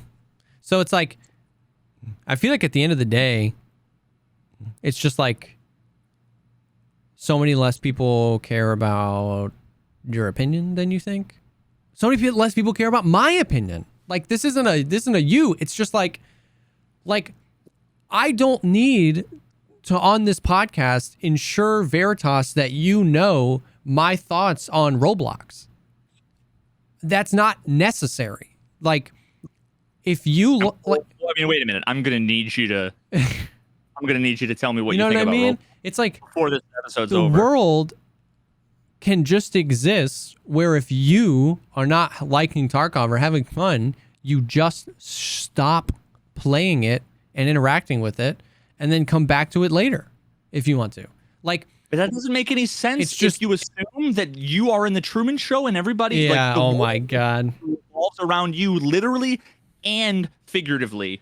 It's just it's all about you, dude. And that, dude, I mean, that's like you don't have to have an opinion about everything. And when you have an opinion about something, not everybody needs to know. Like context is a really important thing. If you're on a Discord call with your 3 homies, totally talk about how much Tarkov sucks. I don't care because like you guys are friends and you talk about stuff that you like, but like in my Twitch, it's not a public statement. Exactly. Like that's a totally fine context to rag on BSG. Do whatever you want to do. Like, you know what I mean? Like that. But like, don't come into the internet version of a public forum. It's just like nobody asked for that. You know what I mean? And it's like, if you want to have a conversation, like spend 10 minutes in my chat. You know what I mean? And you'll know that if somebody comes in and says like some sort of logical statement where they're like, man, I feel like this and this, and I just don't know. You know what I mean? What do you think? I'm down. I'm down to talk about like what I think about Tarkov and where it's going and like be in my chat for 10 minutes and you'll know that. But it's just like just to come in and just stand up in the middle of the town square and just declare some stupid thing. It's just like nobody cares. Like, you know what I mean? I don't know. Like, and you just don't have to have an opinion on everything. You know what I mean? Like I they make a change and you know what I mean? 7 seconds in, you know what I mean? It's like, what do you think? It's like, I don't know. You know what I mean? Like this change was aimed at people don't want to say that. This change was aimed at long-term stability of something. I feel like I'm going to need to play this for 2 months before I can tell you if I like it or not. Like New World, like so many people from people who really want New World to succeed, who love MMOs and want there to be a goddamn alternative to WoW. People who want New World to succeed, the biggest question is longevity. Like, is there enough endgame content? When we all get to 60, is there going to be raids? Is there going to be stuff, right? That's the big concern. I've been playing for 27 minutes.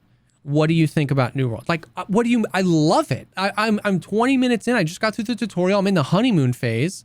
Don't go buy it because I like it. You know what I mean? Watch it for a little bit. And if it's something you're interested in, go ahead and pick it up. But like the whole point of MMOs is get to end game and enjoy the game long term. How am I supposed to tell you if it's a good investment when I'm level 2.5? I don't have to have an opinion about this yet. Like, but wait a minute. You need to know how good it is, how good it will be, how good it's always going to be, and also make a judgment based on my credit score, finances, my family, my socioeconomic background, my education level, whether or not it's a good investment for me. I'm going to need all of that information on my desk by fucking 3 p.m. Yeah. It's 2:58. It's like I haven't been able to wipe a smile off my face for the past 3 hours. Of course I like the game, but it's like I don't know how this is going to stack up long term. I don't know if 6 hours from now I'm going to be like, that was fun, now I want to go play something else. Like I don't know. Like I don't have that what you want. I don't have that opinion. And once again, like we blur the lines, like the lines begin to get blurry here on like we are in this new age of internet and friendship and like new types of relationships, right? Where like some of these people I talk to all the time and if 100 regulars that are like super regulars in your chat all come in at different times and there does seem to be some sort of authority to be like, yo, what do you like about it? You know what I mean? But the 99th time, like we do get into the weird gradient of like weird stuff, but I just think at its core, we just don't have to have an opinion about everything. Like, you know what I mean? And I think it's a dangerous road to go on because there are like even things that are really important to have an opinion about. If I am so far removed from that, it's unjust and unfair to force myself into an opinion, because a real opinion about something real, like social justice or something, is going to require research and understanding. And if you're forcing me into an opinion, I only have time to scrape what's on the top, and that might all be bullcrap. You know what I mean? So it's like, we just don't have to have an opinion. That is, yes, 100%. Like, that's something that I feel so strongly about, and I think that I mean, it's just another one of those things. I totally agree. Like, you don't have to have an opinion. You don't have to be informed about everything, because you're literally like, you're just not going to be. So don't even fucking bother. Yeah. And like, people hate to say, I don't know. Yeah. So I either, like, what I say is basically three things for the most part. It is, hey, this is my very strong opinion, always tentative, but my strong opinion based on everything I know and all of the extensive experience and research and whatever and all these different sources. Okay. Yeah. Basically, like, this is like, the Big Bang Theory. This is fucking relative. All of these things that, like, they're robust and they explain things, but they might change with, might get a different perspective in the future. They're not likely to change, but, everything's provisional and we might have a paradigm shift. Then there's the things that I am like, if you had to bet me $1 to choose A, B, C, I'd probably go with B, and I'd probably be right like 37% of the time. But, like, I don't know, it could be A or B. I just don't know, and honestly don't really care. And then there are other things that, like, how do you feel right now about the United States' stance on Afghanistan? And it's like, I'm actually, like, it amazes me that anybody would ask the question. Yeah. Because, and this is going to be a hot take, I'm sure it's probably going to alienate some folks, but in order to have an informed opinion on that, I would have to have an infinite amount of knowledge that I could never have about this president, the one before, the one before, the one before, the cultural history and the identities of all of these, how the military works. I'd have to know about socioeconomic, religious shit of countries across the. There's no fucking way. Yeah. Right? No way that I could even begin. But the thing is that a couple people have been, watching insert news channel that you want to make fun of, whatever that is. We're tiptoeing. As long as I'm tiptoeing, I don't give a fuck. Yeah. Just know that if you say anything in chat, you're probably going to get banned. Anyway. Yeah. No, I mean, I get what you're saying, though. It's like, they think that they know enough because of. They don't think that they, like, to me, I say I don't have an opinion, even though I recognize it's important, because I have a limited amount of time. I'm being practical. I'm a human being with a family and all these other things, right? There's only so much I can do. I can't spend all of my time researching the history of these two countries' relations, because, well, then what happens when something else happens and now I don't have enough time to research that thing, so it's like you have to accept that there are some things that you're just not going to know and not going to be able to, and just kind of cross your fingers. And that's sort of like life. That is it, bro. We can't do that. We can't do that anymore. We can't accept that. But you're so right. There are more really, really important, like top tier, S tier, the future of humanity rests on these things. There are more of those things to know and have an opinion about than there is enough time in a human being's lifetime to fully understand those things. Like, an informed decision. Half the people are right by accident, and the other half are wrong by accident. We all have to understand that, like, as much as you don't want to believe it, that there's every human being's, there's some picking and choosing that has to be done. That there's like, this is the thing that I will know about, and I can become a leader or an active participant in this thing because I can know about it. Or like with the gravity or relativity, I can know as much as I can to know about it, to have an informed decision that's always open to some sort of paradigm shift. But like, and we view, and nowadays we view that as a bad thing. that like you would learn a lot about this, but not about this. And it's like, no. Dude, you haven't decided about Kony 2012 and you haven't sold everything over to Africa and decided you wanted to help the war or whatever. If you don't have an opinion and if you aren't doing something, you're a part of the problem. Yeah. Says 8 billion people about 8 billion unique things exactly. that you could never know all those things. And it's honestly, I joke about fucking Kony 2012 if you remember that shit from probably high school for you. Yeah. College for me, but like ever since the internet and YouTube and everything became a thing and people started to stand up for all these things, which is admirable.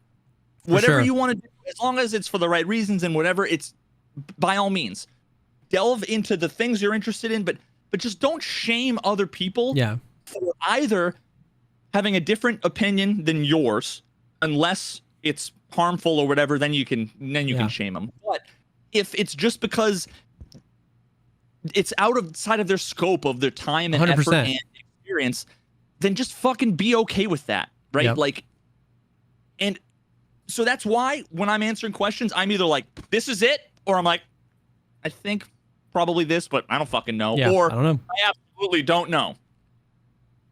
Yep. And I think I say I don't know or I don't care far more often than I say the things I'm sure about. Yeah. When people are like, oh, is this quest bug? Blah, blah. I'm like, I don't fucking know. I don't care. You know what? I don't know, but I can, but like, but when I'm confident about things because I've put in the time and effort, then I'll back them up.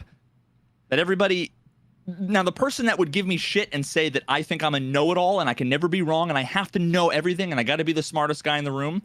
When I say I don't know, they'll say he's just chilling or he's being apathetic or it's like some conspiracy theory. It's not just I don't fucking know and I don't care. Don't know. There's always he must be his sponsor must be paying him to do whatever, or he must, Pestily must have told him not to say anything. Yeah. God. Shit like that, just constantly. It's like, just stop. The problem is that the people who are telling me that I'm a know-it-all or that I'm apathetic and don't know anything, they're the ones that don't know anything but think they know it all. Yeah. It's so beautifully ironic. It is. Like fucking on your wedding day, which is not ironic at all. It's just fucking unfortunate. Dude. And that's ironic. Whoa, wait a minute. Is that the point of that song? What? It's like rain on your wedding day. I don't think she's not that clever. I don't know. But you know how the song is about, like, isn't it ironic, right? She's saying all these things that are ironic, but all of them are just shitty. They're not ironic. So that's always just been like, for all the woke people who understand irony, they're like, it's funny how that song isn't ironic, and that's ironic. But what if that was the point? Was to write a song. Morissette just cracked a smile somewhere in Canada. Dude, somewhere she just like sat up and she was like, somebody got it. She's elevated, like, yes, I have ascended. I'm gonna write a song about irony that's full of things that aren't at all ironic, and that will be the irony. Genius. Well, now that we all live under the Queen, Mistress, Satan Lord, our leader, and we're all Tarkov is banned, and we all have to play Getting Over It with Alanis Morissette. Yep. And it's just 1,000 spoons that you're swinging to get up a mountain. Yep. I don't know what I think I'm tired. I mean, at this once again turned into Jesse and Veritas therapy. but that's fine. But you know what? People need this. Dude. More and more people are like, yes, I feel like we are. Yeah. We are used to be the reasonable vocal minority, and now that group is becoming. It's bigger than we thought. They just weren't vocal because, like us, they felt like they were in a fucking glass case of emotion and no one could ever listen to them. And now it's like, There are other reasonable. Oh my God, there are people with brains that are in the middle that understand. Oh my God, let's all fucking rejoice. And I feel like that's the podcast. Dude, we started the rebellion. All right, dude, the revolution is happening. We have completely changed the future of science, discourse, educational. Yes. Alanis Morissette conspiracies. Yes. No, but I mean it's true. It's been good to talk about this stuff, and I do think like I really am like I'm not just like double microphone poggers. Yeah, it's for me to talk real loud. Oh. Nice. Yeah. Mm-hmm. Okay. What kind of mic is that? Did you hear the echo? Yeah. Because there was a chance I'm like with my audio fucked up. There's a chance of like, going through the Go XLR or something, and it was like coming. So he just heard me go, and I'm talking really loud without any effect. It's an Aston Origin. That's dope. I've never seen that before. It is sexy. That's how I recorded Scav Guy. Oh, nice. Hell yeah. Anyways, I think that's about it. Not a whole lot of Tarkov like news. There we got some more pictures of Lighthouse. We got some. Fucking yawn. Yeah. It's a dead. How about Diablo 2? Yeah, Diablo 2. Bro, New World. Hour watching simulators. New World is so much fun. Oh my God, I'm addicted. What's like your build? I'm musket. Honestly, I don't care unless you're what I saw Sequisha playing, because it was the first time I was watching. I've only seen bits and pieces, and it's always when you don't know anything about an MMO. It's like when you don't know anything about an anime. Now I'm gonna throw off like 98. No, but that's so true. It's just it looks like the trope of whatever. It's just that is very true. Looking art jumping around, and you're like, isn't this amazing? And you're like, I don't know the characters, I don't know the story. If you're not in that culture, I mean, it's the same way I look at like bourbon. Like it's just like it's all gross brown liquid. Like yeah, you know what I mean. So, but I understand that like when you're in that world, you can see the subtle differences. So yes, I get it that it looks like that. I am actually playing exactly the build Sequisha is. I didn't know that. I played 10 and a half hours on launch day. I slept for Revolutionary War. I slept for 4 hours, and then I woke up and I streamed another 10 hours playing New World. And then I watched him later, and I was like, oh, he's rocking musket rapier as well. So am I, dude. So when I watched him playing it, because as soon as I saw that, I was like, it just made me think about the couple of days I was playing. Fucking Portal World split gate, whatever. Yeah. Just like playing a game with like good netcode and like how good it was to headshot people on Flick, and I was like, I never thought about an MMO, and I don't know if this is the case, but like, is there like a crit bonus for headshots? Oh yeah. So like, Shroud must be like cracked. Yeah, I mean, can he, like, flip, or is it like not as precise? I mean, it's precise. It's hit scan, so there's no real lead or anything. There's damage drop off with the musket, and then like there's the bow. Shroud plays bow, and he is cracked with it. I just felt like in PvP when I played like Diablo, it was always like teleport and then cast a thing and then hope they like go into the cloud of bad ouchies. Yeah. Right? It was like, no, dude, New World. Hope, like you did something and they accidentally teleported into your ouchies, but like it would be sick if like I played an MMO that felt like CS:GO or something, right? Where it was like, my reaction time and my aim, then I could get into it. I mean, if you rock a musket build like in PvP, like it's huge, because the thing about PvP is like everybody has the same movement speed. So if somebody decides that they don't want to fight, you guys just chase each other forever, right? Like the one guy can almost never catch up, but I've got a musket, so I shoot you in the back. You know what I mean? Like, and it's fun. It's super fun. Oh shit! Speaking of run speed, I am at level like 49.8 strength. Okay, nice. As soon as I get to max strength, this is the first time I'll ever have max strength.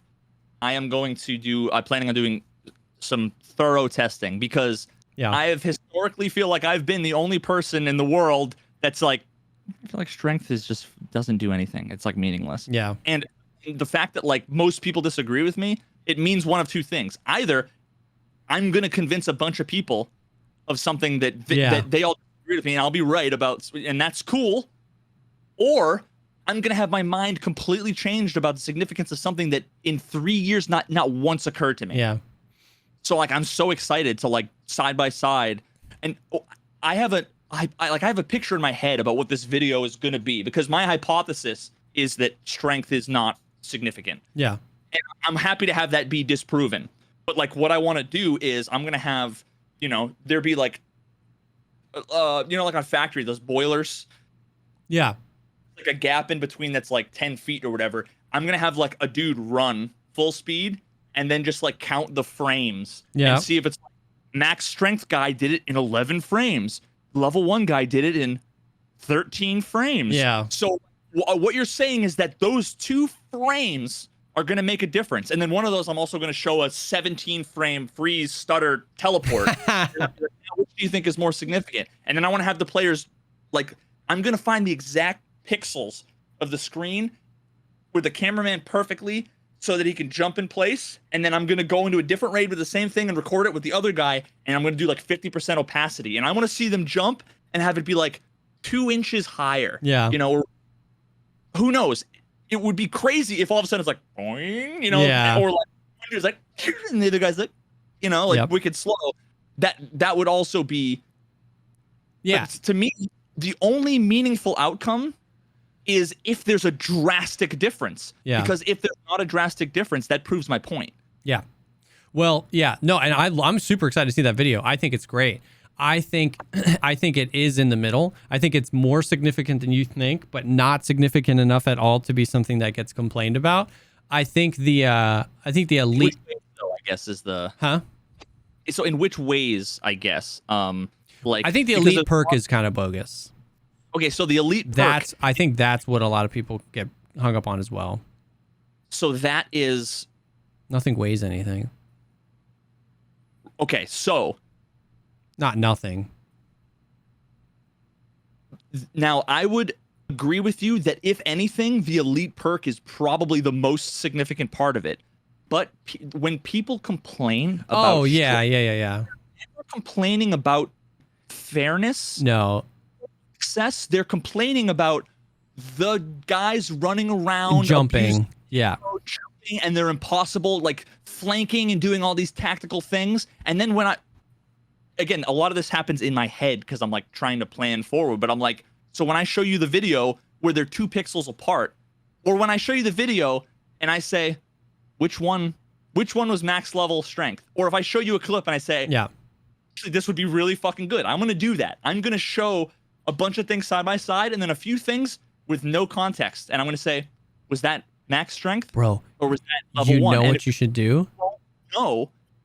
You need to see if Willers has an alt account, and if not, log him into one of yours, level 1, and say, Will, I want you to no cam, record yourself getting to as many jump spots as you can on level 1 strength. If you play that video, I promise you, people will be like, elite strength is OP.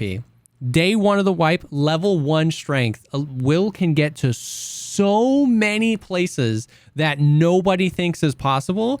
And they'll be like, dude, elite strength is OP. Elite strength is OP. Right. So, and it's level 1. But here's the thing. This is one of those premise conclusion things. If, let's just say for the sake of argument, I accept your premise that I will accept the opposite of what your premise is that like that max level strength lets you get up into crazy wacky spots. Even if that was true, someone needs to say, in order for them to complain so much about it, which is the amount that I hear about it constantly from content creators. Again, I'm the only one I feel like who's like, I don't know why it's I don't think it's that big of a deal. Yeah. But like, I've never been killed from one of the Willers fucking jump spots. Never once in 3. Never have I ever been like. Actually, one time there was like a glitch spot in woods. Yeah. But like, I think that you needed like max strength and a buddy to boost onto it, and it was a bug. So it's like, it's just, to me, it's a non-issue, and it's so when people say the biggest problem with the game is max level strength. Yeah. I fully agree with you. That I've never died as a result really of somebody like being able to carry more weight than me. You know what I mean? Because that elite perk is kind of busted. Like it doesn't feel like the spirit of the game, but it doesn't give somebody this like crazy distinct advantage over me in a PvP scenario. You could argue that it's an advantage in the sense that they can just carry more gear out and make more money, but we don't want to get that endurance. But it's the same. Yeah.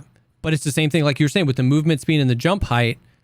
It is crazy, and maybe it should be toned down a little bit, but it's not like I've been saying this for a while, like because I just completed my max strength grind where I did the whole coal pack thing. Like the whole time I've been like, I don't think strength is OP. I think it's in a pretty decent spot. If they want to tone the movement speeds down a little bit, and just in general, I'm down with that. I think the elite perk is a little crazy. But it is irrelevant. Like, you know what I mean? Yeah, I've never really had somebody Willersy, 360 jump up onto the top of a building and then shoot at me down from it. It's just, I die infinitely more to desync and stuttering. Yeah, infinitely more. So yeah, I completely agree with your premise that like basically either way, it's less of an issue than other issues. You know what I mean? That's what I want to do, because there's a million people that all complain about it. And some people complain about the elite perk. Some people complain that it's unfair with the weight. Some people complain that it's the movement speed is too fast. Some people complain that it's the jumping that gets in these OP spots, because I watched Willers do it. Some people complain and say it's because of the bunny hopping. It lets you bunny. Well, I was bunny hopping at fucking level 1. And the only reason why I do it, not because it gives me an advantage, but because I'm fucking bored running every. So I just hit. If this was CSGO and I had a fucking flip knife around, I'd be doing that instead of buddy hopping. Trust me, because it just makes my endurance go down. But it's just something to do. That's the only reason why anybody fucking bunny hops. Yep. And it has nothing to do with strength at all. Yeah. I was bunny hopping on literally day 1, with my fucking calf. It's just about timing the jump. Yep. But yeah, so like I want to address all of those things and then test them and see, okay, here's the difference between max and min. And if that difference is tiny, then I want to be able to say effectively, I mean, this is like in a perfect world, say, you think that it's this? That's not it. You think it's speed? That's not it. You think it's jump height? That's not it. You think it's whatever? That's not it. You think it's the elite perk and that it's unfair because it gives too much of an advantage for people not in combat, but just like, whatever. It takes away the penalty that is at the heart of the game.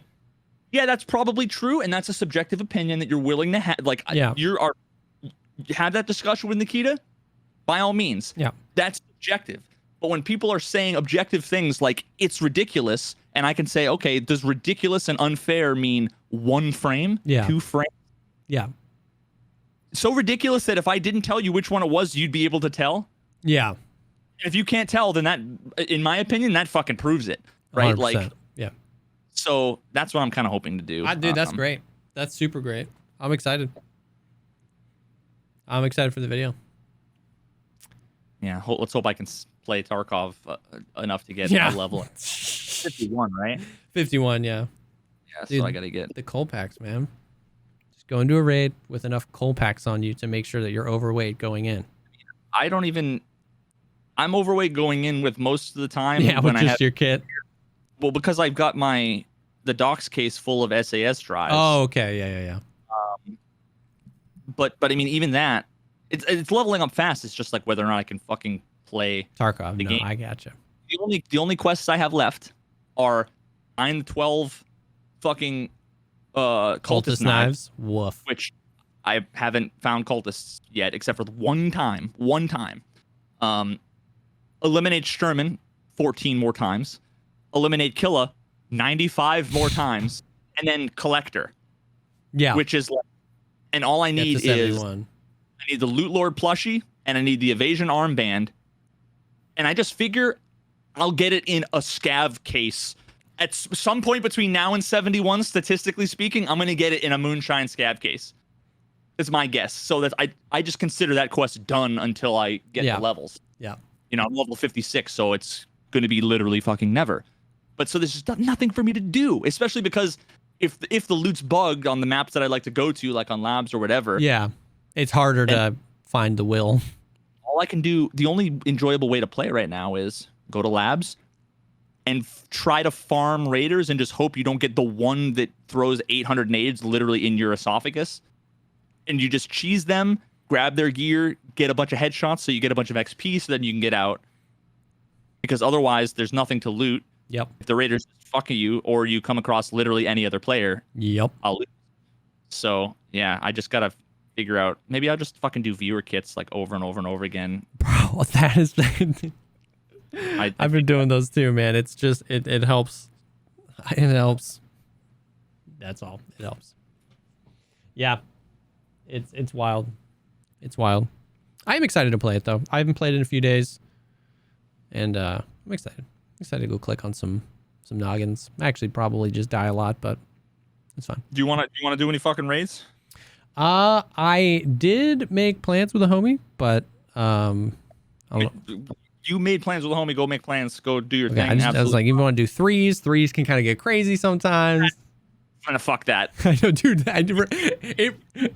It reminds me of when we did the rivals and the first raid of the official rivals thing, and me and Geeks are just like going ham with the callouts, and you, I'm just like, you're finally like, I haven't moved yet. Where is everybody?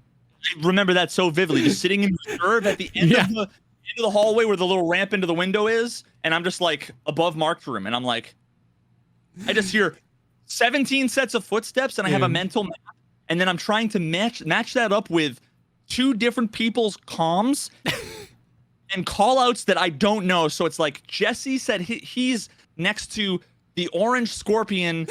Geeks is, he said he's riding the golden turtle. Dude, he's the set of footsteps. Oh, the footsteps just crossed. Shit. Bro. Well, now can you give me an update? All right. Well, now I'm flying on the Falcon next to the fucking. And you're trying to keep that mental map while me and Geeks are like yelling. You know what I mean? Like Landmark sniped me, Geeks waxed somebody, and it was, dude. Oh, that was so funny.